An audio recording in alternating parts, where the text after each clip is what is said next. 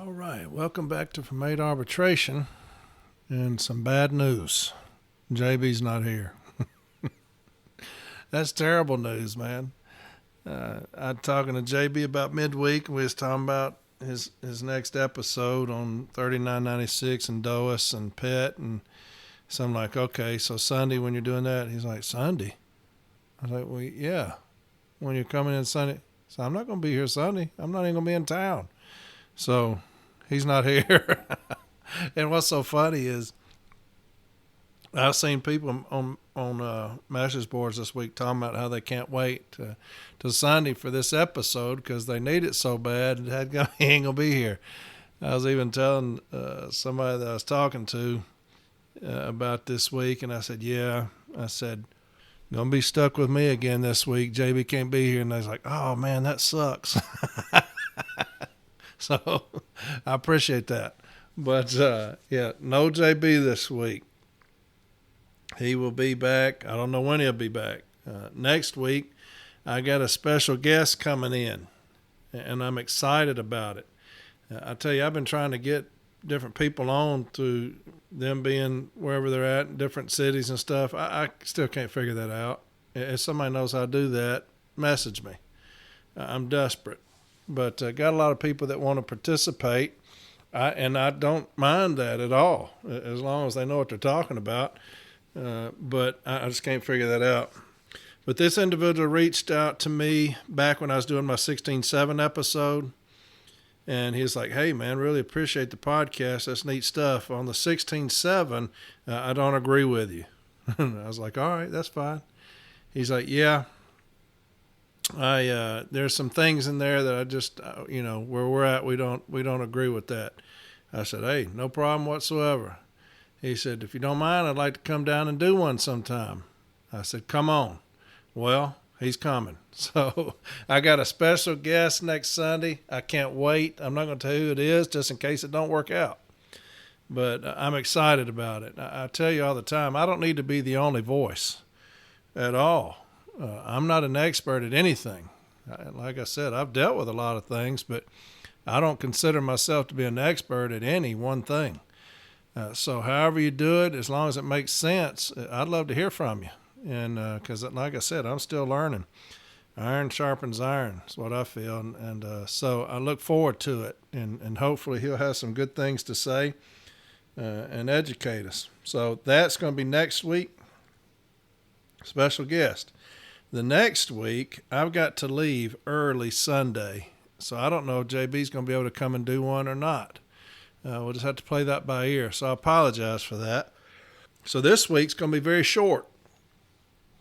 I'm going to talk a little bit about the scanner message, the grievance that I filed on that, because that's extremely important. Anytime we're dealing with carrier safety, it's the most important.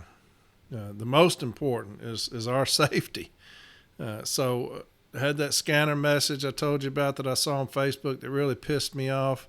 And so I'm going to deal with that. That's going to be very brief. I'm going to have Jeremy put that up on the website from arbitration.com.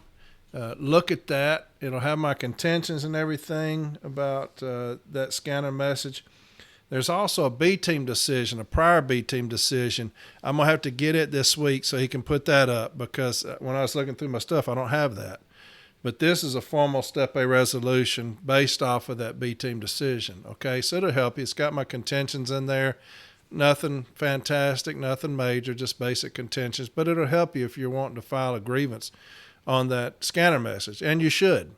You should. Anything that endangers my people, I'm going to grieve it. I did want to talk about one thing. I had a conversation with a badass this week, a real badass. She is a brand new shop steward, and I'm talking about a week. She's been a shop steward 1 week. And how she became a shop steward is a large station had a gentleman get in some major trouble. Postal inspectors, police, everything. And so the steward at the time was handed all this stuff through an information request, and he steps down and leaves everybody in the lurch. He just steps down. Too big for him. So this young lady said that she had been listening to my podcast, which to me is neat, that just, a Carrie would be listening to it outside of shop steward and Formula A. I like that. I like the thought of that. That's pretty neat. But she had been listening to it and been wondering how she can get involved. Well, when the shop steward stepped down, the branch president came out and asked, who would be interested in taking over. She said, I raised my hand. I said, I'll take over. And I asked her about this case. She said, I'll take the case. I'll take the case and I'll do my best. How about that? I'm going to tell you, that's badass to me. I don't know about y'all, but that's badass to me. So I talked that episode about picking up the flag, man, and letting them know we're not going anywhere. That's picking up the flag, baby. Picking up the flag and letting them know we ain't going nowhere. That's badass. But anyway, in 1 week, she sent me what she had and just asked if I minded looking over it. Of course, I don't mind looking over anything. I've told y'all that. You don't bother me at all. So she sends me everything she had and everything she had done. And let me tell you, this is first-class stuff, man. When I said look over everything, dates, times, look over, she has done that. She has taken her time and put her due diligence in representing her brother that is in trouble. And I'm going to say this. She's has a chance at being successful here, just off of the things that I've seen. And I've not told her much. We found a few things, and that's only because she's brand new. She doesn't know everything that you should know. So I only found a few things. She's found most of them. And I'm going to tell you that this guy's in good hands. I'll be very interested to see how this turns out, and I'll let y'all know. But to the young lady, that's badass, man. She had messaged me about mitigation when I was talking about mitigation and asked, is that just cause? Is that due process? Is that considered mitigation? And I apologize because, like I said, I've been doing this since 2006. I just take for granted everybody knows what I'm talking about, and that's my fault. I need to be more clear when I talk about things, especially things like mitigation, because to me, everybody knows what mitigation is, but they don't. When I first started, I wouldn't have known what mitigation was. I could look the word up, but I wouldn't know what it fully means. So I messaged her about mitigation. And so I'm going to talk a little bit more about mitigation, okay, if that's all right. I talked last week about the gentleman whose child has passed. That's mitigation. That's definite mitigation. When we talk about just cause, is that mitigation? Yeah. Anything that's going to get my discipline rescinded or reduced is mitigation. Due process, that would be considered mitigation to me. A mitigating factor would be a due process violation or a just cause violation. To me, those things would be mitigating factors. Anything that I'm going to show to reduce or rescind discipline. The big ones, though, are when I'm guilty, and as guilty as I can be, management has met every just cause principle. There are no due process violations. I'm as guilty as I can be. What is there that can be a mitigating factor for my behavior or my act? Is there anything? Alcoholism and drug abuse would be a mitigating factor.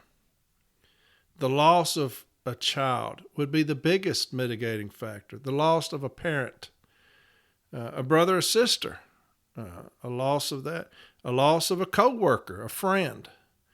Those would be mitigating factors. Anything that affects the psyche, anything that could potentially affect my work would be a mitigating factor to me.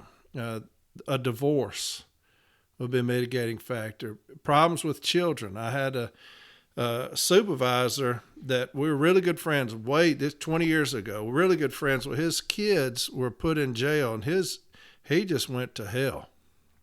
Well, that was a mitigating factor because it affected his life, right? It affected his life, and he brought that to work with him. Those are mitigating factors. Anything that I can use. And we're not exploiting anything bad here. We're not exploiting bad things to gain things. We're representing our brothers and sisters. That's what mitigation is. So I apologize for saying mitigation so many times and not explaining myself on that. I should have done a better job. Because new stewards may not know that, just like this young lady, just a simple little, are you talking about just cause and due process? That's part of it. And we talked, we messaged. So I just don't think of that. And that's my fault. It really is. But I had a case. I know y'all get sick of hearing that. I say that every episode, don't I? I had a case. But it was a mitigating factor involved in this one.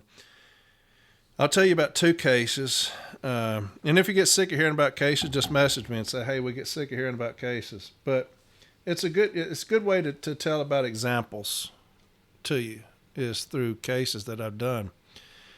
It was down south. I'll have Jeremy put this up on the website. Make sure you're going to from8arbitration.com. Make sure you're doing that. He's got everything up that you can need. All the information, MDocs, all that he's put up. It's a beautiful site. So Jeremy McCall, I thank him every week, but I'm going to thank him every week, every episode. I mean, from8arbitration.com, it's a godsend, man. And don't forget about Lindsay from 8 Arbitration on the Facebook page. Go talk to her. She puts up some good stuff, some funny stuff, and some, has questions and things. So Facebook, from 8 Arbitration, the Facebook page. Get on there and holler at Lindsay. She's a sweetheart. But anyway, this case was down south. C number 32205, 32205, and it was dealing with a young lady, a sweetheart of a girl. Let me tell y'all, a sweetheart of a girl. And she was guilty as you can be. She was guilty. Now, there are some things that the formal aid did an exceptional job on this one, and I'm talking about exceptional job, made it very easy on me. But this young lady was, her sister had a friend who knew a doctor just out of med school that was giving doctor's notes for whatever. I don't remember if it was drugs or money or whatever, but giving doctor's notes to people for some form of reimbursement.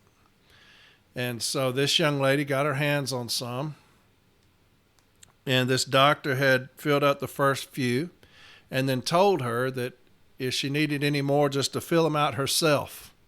Gave her a stack of them, and she was caught with those. But she was turning in doctor's notes to management, and management questioned those notes, so they turned those notes over to the OIG. And the OIG gets involved, and they come and get this young lady, and they say, hey, these doctor's notes, are they legitimate?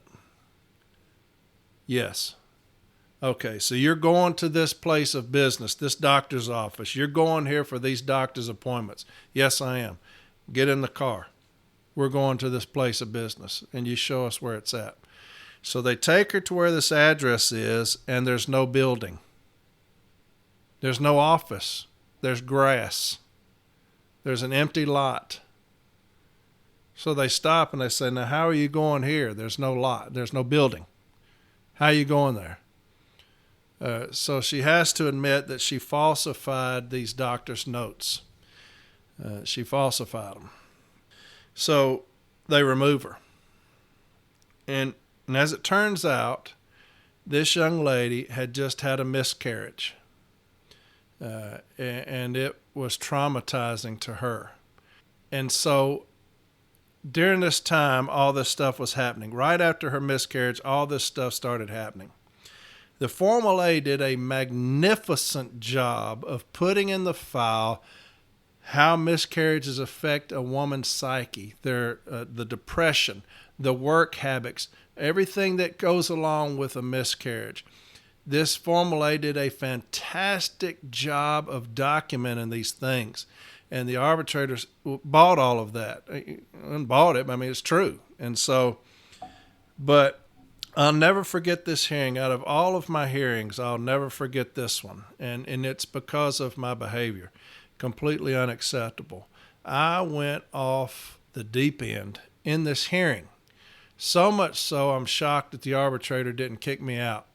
Because I'm telling you, I lost my shit in this arbitration. It's the only time I've ever done it. But I just couldn't take it. But anyway, when I go down there to represent this young lady, I meet with her the night before, and I'm talking with her about the case. And I tell her, obviously it doesn't look good. We got to get past the fact that you fabricated doctor's notes. I said, but I'm going to have to talk about, the loss of your child. And I'm sorry. When I said that, she starts bawling. I mean, bawling. And it affected me big time. It affected me. And so I was already in a mood when I get to arbitration. So when I'm questioning the postal inspectors, now this is how they are. This is how dishonest and low down the postal inspectors are. This young lady, in her report, when they questioned her, she says she knows the doctor who gave her the notes. They're like, did you get these on the computer? She said, no, a doctor actually handed them to me. Well, it was a med student, but she didn't know the difference. There's a doctor to her. She describes him. She's like, he's tall, he's thin, white guy, red-headed, red beard, cut real tight. She explains him in perfect detail. That's who gave me these doctor's notes. So the post inspectors are trying to show that she's lying, that there was never this doctor. So the name on this doctor's note, they find him, okay? And they give him a picture of this girl. And they say, have you ever seen this girl? Well, he knows he's caught. He says, never seen her. That is all they do. They don't question anything else. What do they expect the doctor to say? He's not going to say, oh, yeah, that's the girl I gave all those stack of doctor's notes to and told her to falsify them. That's how stupid they think we are. But anyway, in the hearing, I asked them, I said, why did you give the doctor the picture of this young lady? To see if he knew her. I said, why was that important? Because we wanted to show that he didn't know her. I said, why was that important? To show that she was lying. Oh, okay. I said, so you gave him a picture to show that she was lying. Yeah. I said, now how did you show that? Because he'd never seen her before. I said, did you expect him to say anything different? And the arbitrator started giggling. I said, let me ask you this. Here's a lady that described this gentleman perfectly. Tall, slender, red-headed, red beard, cut real tight. I said, why did you not give her 20 pictures? Just give her 20 pictures with his picture in there and say, is this doctor in there? Is this doctor in any of these pictures? I said, why didn't you do that? And he just looked at me. I said, I'm going to need an answer to that. I said, because to me, if she says, that's him right there, and points this guy out, she's not lying. I said, why wouldn't you give this young lady the benefit of the doubt to do that? He's just looking at me. So I say, sir, I said, I don't know if you've ever been in an arbitration before. But what happens in here is I'm going to ask you a question, and then you're going to answer that question. That's what happens in here. So I've asked you a question. I'm going to need some kind of answer. He said, we just didn't feel it relevant. I said, excuse me? You didn't feel it relevant? I said, I'm going to say you didn't do it because as soon as she picks that guy out, your report goes to hell. That's why you didn't do that. That's why you didn't question, or that's why you didn't set these pictures out in front of this girl, because as soon as she points that out, she was telling the truth. That's why you didn't do that. So we shot his stuff down. Then comes the supervisor, and here's what I'm talking about when I lost my mind. The supervisor gets up there, And of course, on any discipline, if you've ever seen any discipline, they'll say you're given an opportunity for an investigative interview, or you were given an investigative interview on this date. You did not provide any answers that justified your actions, and you offered me no mitigating circumstances to consider. You ever seen that in discipline before? So he says, you've offered me no mitigating circumstances to consider. So I asked him, I said, sir, I said, are you aware of this young lady's situation? He says, yeah. I said, you are? I said, so you're aware that this young lady had a miscarriage? And let me tell you, family, let me tell you. When I said that, this gentleman is on my left. This sweetheart is on my right. Our sister is sitting here on my right. Out of my peripheral vision, I can see her put her head on the table, face down. And she begins to wail like I've never heard, just in agony. And it broke me. When I saw that, I was no longer in arbitration. I was in an alley out back when I saw that. When I saw my sister put her sweet head down on that table and bawl, I lost my shit.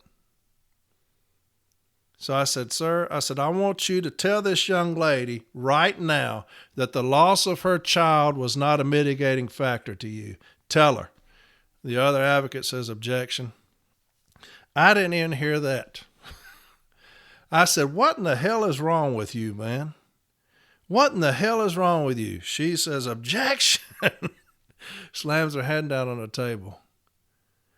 And she's like, he's badgering the witness. The arbitrator says, Mr. Walton. I said, hey, man. I said, tell her.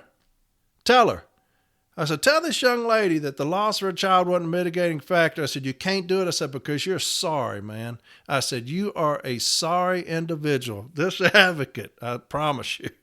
She slams both her hands down on the table. Pow! Objection! He's badgering the witness. I mean, loud, man. I didn't stop. The arbitrator, Mr. Walton, Mr. Walton. I said, you're about as pathetic a human being as I've ever seen, man. I said, to sit here under oath and say that you didn't consider the loss of this woman's child a mitigating factor. I said, you're a sorry human being, man. You're as sorry as it gets. This other advocate, man's losing her mind. Objection. I'm steady going, man. And the arbitrator finally says, Corey. And I looked over at him, never acknowledged anything, man. My face didn't show any expression. I looked over at him. Yes, sir. He said, Corey, I get it. I get it. I said, that's all the questions I have for this individual. So he brought her back. Let me show you what he said. It's on page, let's see here, on page 16. It talks about what the union put in there, showing American Psychological Association. It was Exhibit 2, which talks about reproductive trauma and things, how it affects a young lady. And he says, the above provides what I believe to be the only conclusion to be reached in this matter. As previously stated, I am convinced the grievance trauma placed her into something other than a normal state of mind, which certainly carried over to her work environment. This fails to excuse the submission of altered medical documentation by the grievant, but does provide any rational mind a reason to mitigate those actions. And that is what a mitigating factor is all about. I'll read that again. But does provide any rational mind a reason to mitigate those actions. I believe the employer simply failed to properly investigate and then deliberate and properly consider this entire matter. And so he brought the young lady back. That's a mitigating factor, and that's why we use those. He said any reasonable person would consider that a mitigating factor, regardless of my behavior in there. Regardless of my behavior. But those are mitigating factors. I got one more. I dealt with another gentleman that was falsifying documentation, and he was guilty as he could be. And this is C30679, 30679. And this guy was guilty. Guilty. He wasn't allowed off. He put in for annual leave and wasn't allowed off. So he got on the computer and wrote up his own doctor's note and turned it in. Well, it was so bad that management sent it to the OIG and they investigated. And he apologized, wrote a good statement. But I told him, and sometimes this is all the mitigation we have in our corner. I told him when I met with him, I said, here's what we're going to do. When it's your time to be questioned, the only thing you're going to say is you're going to apologize to this arbitrator. That's it. I'm not getting into why you did it. You're guilty of it. You're going to apologize to this arbitrator, and you're going to promise him that it will never happen again. I said, and you're going to be sincere when you do it. You understand? Yes, sir. I said, all right. I said, so when we're going there tomorrow, I said, I'm going to ask your name, how long you've been working here, and what do you want to say about the situation? And then you're going to apologize to him. And that's all we had. That's it. But this is what the arbitrator said. Following careful evaluation and consideration of all the facts and circumstances surrounding this matter, the undersigned is of the considered opinion the employer clearly miscued in this matter. I agree with management in that the act committed by the grievant may be deserving of capital punishment even as a first-time offense. However, the mitigating circumstances clearly exhibit to me as a case more akin to that of progressive discipline being the better alternative. However, I believe one more opportunity will be beneficial to both parties in this case. First, the employee garners the last opportunity to maintain a successful and productive career. And of equal importance, the employer is able to maintain an otherwise competent and valuable employee. But what was misconstrued in this matter was the anger of the employer over this particular act by the grievant, and that is understandable. However, I'm of the considered opinion this was a single one-time occurrence, and should the grievant ever commit another act of dishonesty, regardless of the degree, progressive discipline will be set aside. What the grievant did here is an embarrassment on not only the grievant, but also the Postal Service. However, what is paramount here is the fact the grievant acknowledged the mistake and was remorseful. When questioned about his actions, the grievant did not deny any of the charge and confirmed all allegations. The grievant was contrite and actually authored a statement that the undersigned recognized as being a sincere apology. While the action of the grievant is a very serious matter, the undersigned is convinced the grievant is otherwise an honest person, was remorseful, and sincerely regretted his actions. He goes on, however, was moved by the grievant's testimony, written letter of apology, and a promise that he would never commit a similar act in the future. But paramount is the fact I was convinced the grievant to be an otherwise honest person who places great value on his employment with the Postal Service. And equally as important, the agent will retain an otherwise exemplary employee. However, without any cushion of committing any similar acts in the future, the remainder of the employee's career, regardless of length, is expected to be exemplary as well. The removal action of the employer will be reduced to a suspension of lost time. The agreement will be returned to work within 2 weeks of the receipt of this decision. There will be no back pay. In addition, the agreement will be on strict probation for a period of 1 year, and I will retain jurisdiction over his employment. In the event the grievant is found to be in any way dishonest, his employment with the Postal Service will be terminated at that time. So he put him on a last chance agreement. But it shows you a mitigating factor can even be an apology. Most arbitrators, I remember arbitrator Mayer telling me, the most important thing to me is someone's honesty. That's the most important.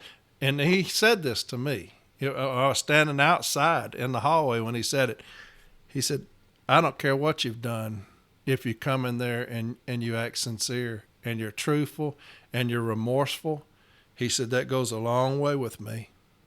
He said, but if I catch you lying, he said, if you're not remorseful, if you put it off on everybody else, you have zero chance. He said he just wants somebody remorseful and truthful. I remembered that. I told this guy, The only thing you're saying under direct is an apology. That's it. They can question whatever they ask you about. You be truthful. Matter of fact, when management's witnesses testified, I asked them no questions. When it came time for cross, have no questions, Mr. Arbitrator. OIG, have no questions, Mr. Arbitrator. You know why? We were guilty. We were guilty, and I wasn't going to come in there and put on this, grilling people. We're guilty. So when it came his time, he apologized. He started crying, matter of fact. I remember his lips shaking, eyes watered up. He told the arbitrator, I promise you, I make a promise to you, I'll never be in trouble again, sir, ever. I'll never be in trouble again if you give me another chance. I've embarrassed my family, my church, me, the Postal Service. He looked over at the advocate, as a good friend of mine, Mr. Patton. He said, sir, I'm sorry you have to be here because of what I did. And Ronnie's looking at me, shaking his head like, you son of a bitch. But I'll never forget that. He's just like, dadgum you, Corey. But, hey, do what you got to do to win, man. But that's a mitigating factor. So anyway, that's a long story. That's a lot of minutes to cover mitigating factors. But like I told you, if a new steward's going to message me and ask me for help, they take precedent over everything else. And so those are mitigating factors. When I talk about mitigation, those are mitigating factors, okay? And so anything that you can use it. Let's talk about this. Let's talk about this scanner message. We're going to grieve it everywhere, nationwide, whenever we get it. And this is the grievance that I filed. You got Article 14 is where we're going to start. I'm going to read the very first sentence of Article 14. Now, new shop stewards, when we talk about safety and health, we're going to start at Article 14. I had a shop steward message me this morning. Matter of fact, and he said, hey, Corey, if this is the one with the podcast, I need to ask a question. So I said, this is the one with the podcast. He said, I just started as shop steward. What would you recommend?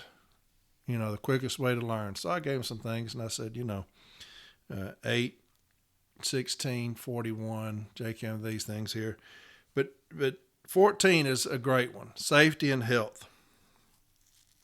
Here's the very first sentence of Article 14 on page 14.1.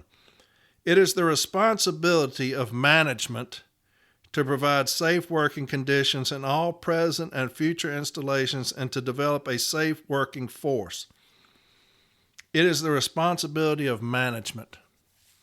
Do you know why it did not say it's the responsibility of the letter carrier or it's the responsibility of the shop steward? It's the responsibility of the union.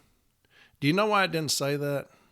It didn't say that because management is the one tasked to manage. Management manages us. We police. We're here to police the contract. That's what we do. But management manages. So when Article 14 starts out with, it is the responsibility of management to provide safe working conditions in all present and future installations to develop a safe working force, that's because management manages. All right? So it goes on to state the union will cooperate with and assist management to live up to this responsibility. But that is tasked on management. That's tasked on management. So anytime they do anything that potentially puts our carriers at risk, grieve it. Grieve it. And when I talk about ergonomics, I'm going to talk about things like that we're going to grieve. But anything especially to do with heat, grieve it because it's deadly. It's deadly. So back in 2015 in the old scanners, they sent out this message. It's the one that I saw on Facebook the other day. It's on 2015. When possible, take approved rest breaks to beat the heat. That's what they did in 2015. So I grieved it and got a B-team decision, and they told them to withdraw that message. And I'm going to have Jeremy put that B-team decision up on on his website that he made for me. And that way you can see it, and you can plagiarize those. You can't use it now because it's not out of your installation, but you can plagiarize it, the language. And so in 2020, they did it again. I'm looking at the scanner. Here comes this same message. When possible, take approved rest breaks to beat the heat. The same damn message. They did it again. I grieve that. Okay? And so this is the grievance that you'll see on the website from arbitration.com. But this is, JB was the formal A, and it says, upon 7 days from decision, management will conduct a stand-up talk with the following information, which states, stay healthy in the heat. Hot weather is here, and extreme heat can be very dangerous. Every year on average, extreme heat causes 658 deaths in the United States. Remember these 3 things when working outside during hot weather. You need plenty of water throughout the day, 8 ounces of water every 20 minutes. Don't wait until you feel thirsty. Take breaks as needed to help your body recover.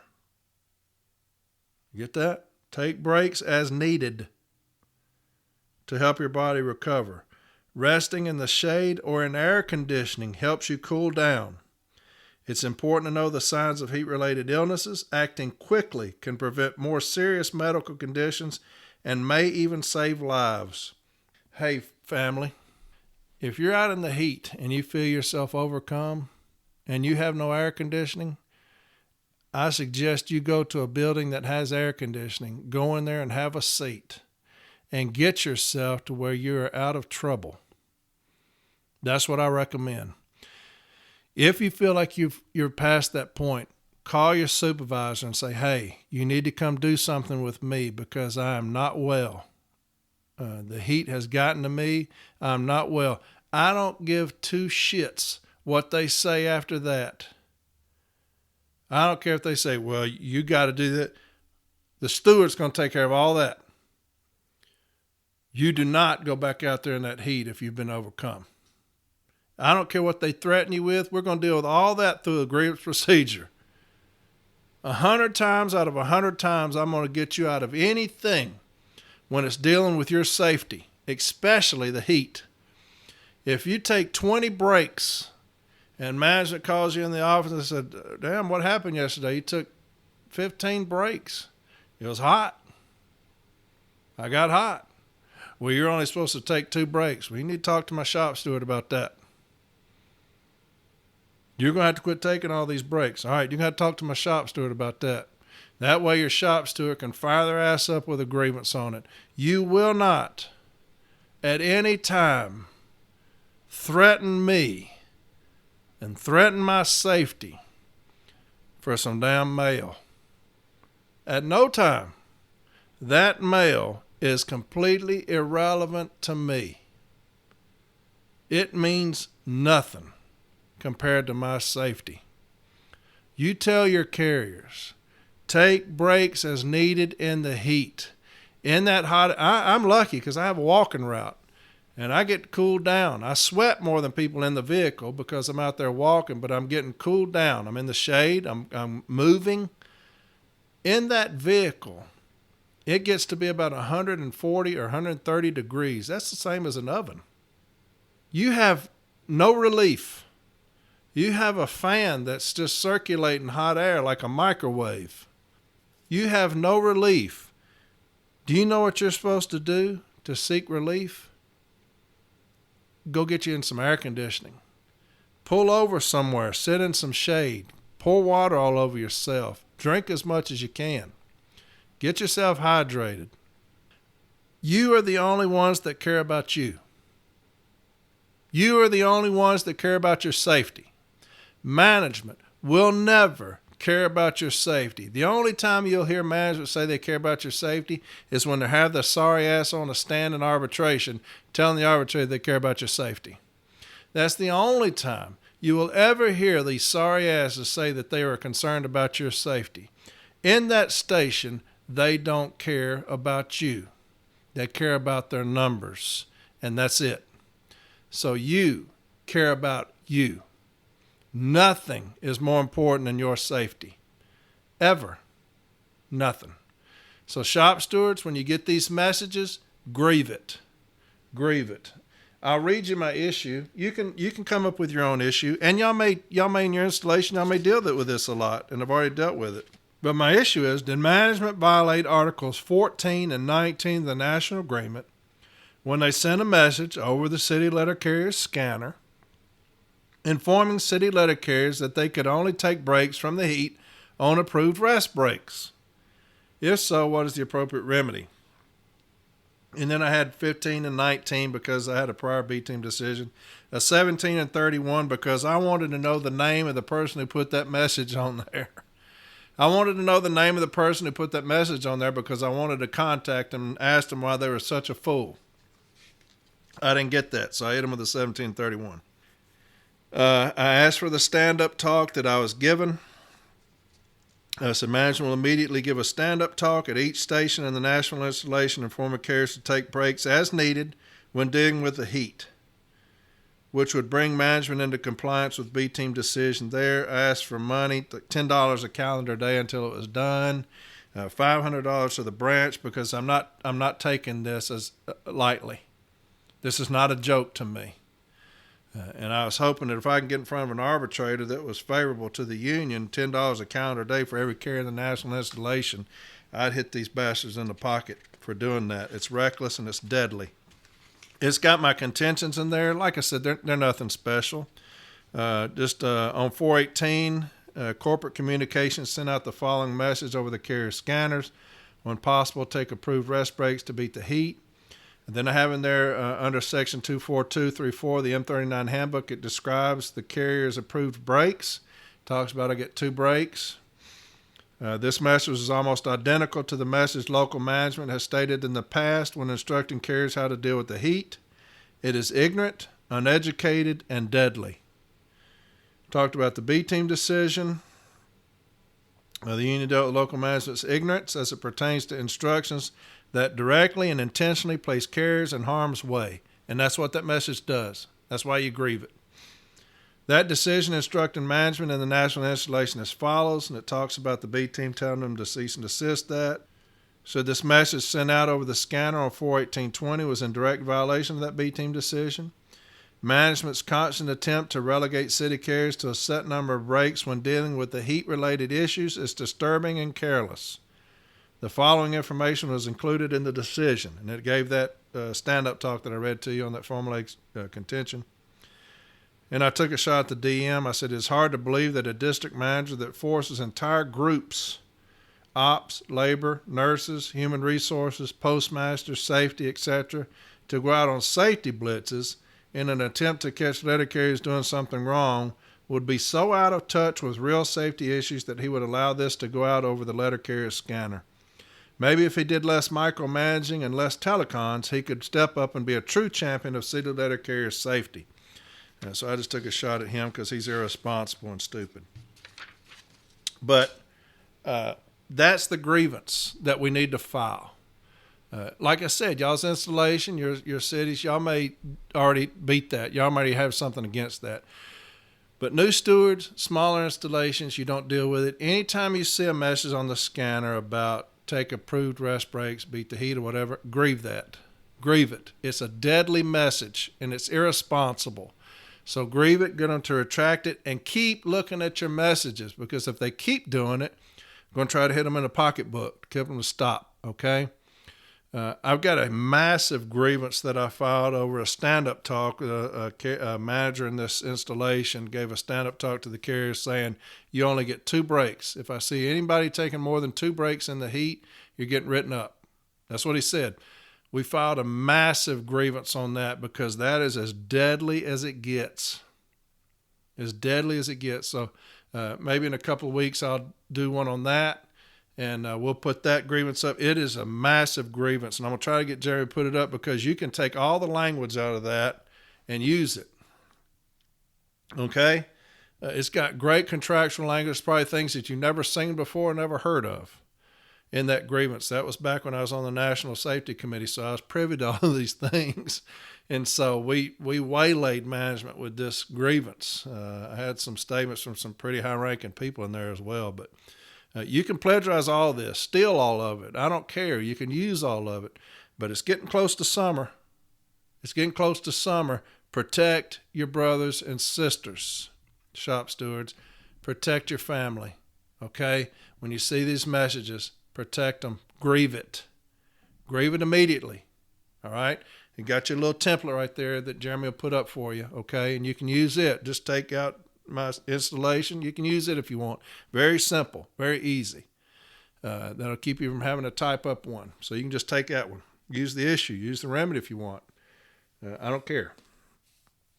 But anyway, that's it for today. Short. Well, hell, it's still 50 minutes. Dadgum, I talk too much. But to the young lady that stepped up, we need more like you. We need more like you. Thank you. Thank you for doing that. We're going to be a stronger union because of you. I promise you that. Everybody that takes up that flag, you make us a stronger union. There's a movement going on right now. I can feel it. I've had people tell me about it. There's a movement going on right now with our union where people are getting more educated. We are dangerous when we're educated. There's a movement going on, and I'm glad to be part of it.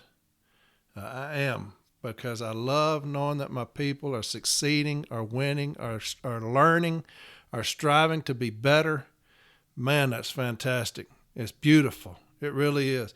I don't care about anything else other than my brothers and sisters. I don't care about anything else. Nothing else. We go to war for my people, man. I've got some people that we do things together, just take delight in it. That's in our fabric. I can feel it catching on like fire, man. It's beautiful.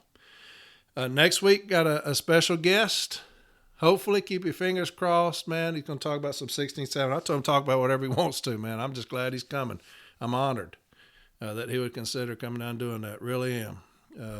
I'm trying to get it figured out how to get other people. If you know how to do that, if you know how I can use people in other installations, other cities, how I can get them recorded, please message me. I don't know. And I need more people involved here. I don't need people getting tired of hearing Corey Walton's voice every Sunday. They get tired of that. That's why I need more JB, but he's always out of town. But anyway, y'all have a fantastic rest of the week, man. Have you a little mitigation and a little bit of safety. That's not bad, right? Y'all take care of yourselves. I'll talk to y'all next Sunday with special guests, all right? Have a blessed week, and I'll talk to you then.